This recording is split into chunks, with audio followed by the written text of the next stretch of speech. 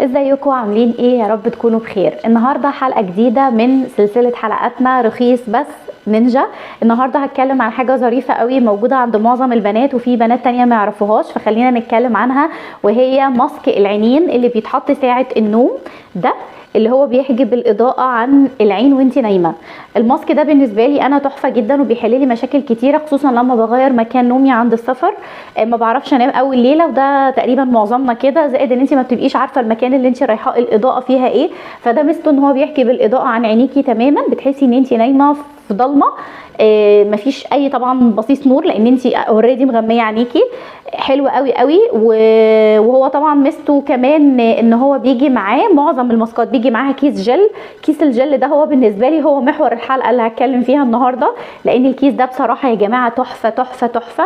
الكيس ده انت بتحطيه جوه التلاجة، طبعا بتحطيه جوه كيس تاني عشان تحافظي على نظافته، وبتحطيه جوه التلاجة وبتسيبيه يسقع على طول، وتيجي بالليل كده قبل النوم تاخديه وتدخليه. بيبقى ليه مكان جوه الماسك بتاع العين زي الجراب كده، فبتدخليه انت جوه الماسك وبتلبسيه وبتحطيه على عينك لغايه لما الماسك ده يبرد.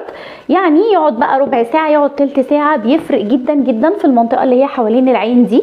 بيبردها. احنا طبعا طول النهار ماسكين الموبايلات وبنبص فيها وشاشات التلفزيون والاضاءه العاليه، ده فعلا بيفصل، بيهدي المنطقه اللي حوالين العين دي تماما، وبتحسي كده انها مرطبه وحلوه، وبتحسي ان خلاص لو انت في تعب او صداع حوالين العين بيبدا بيروح وبتبقى الدنيا تمام وزي الفل.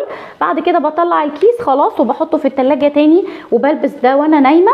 انا حتى لو عندي في الاوضه انا اللي مظبطه ان خلاص مفيش نور داخل، لا برضو بحب البسها، بتبقى مميزه جدا لو انا نايمه في وسط الولاد وهم مشغلين النور، فبتبقى حلوه قوي. عاده انا مش بجيب نوع واحد، بجيب بالاثنين والثلاثه يفضلوا معايا. بس هقول لكم على ملحوظه كده صغيره برضو تحاولوا تسالوا فيها قبل ما تشتروه.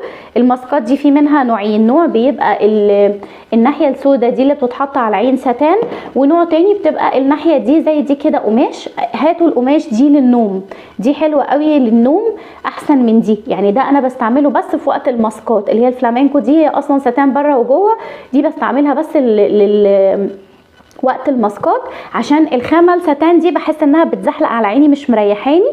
القماش دي بتبقى ظريفه وثابته.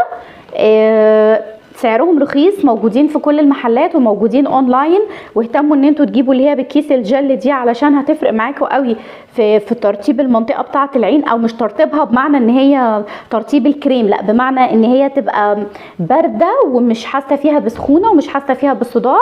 هو رخيص واتمنى ان انتوا تجربوه. البنات اللي ما جربوش يجربوه، واللي جربوه يكتبوا لي في الكومنتات.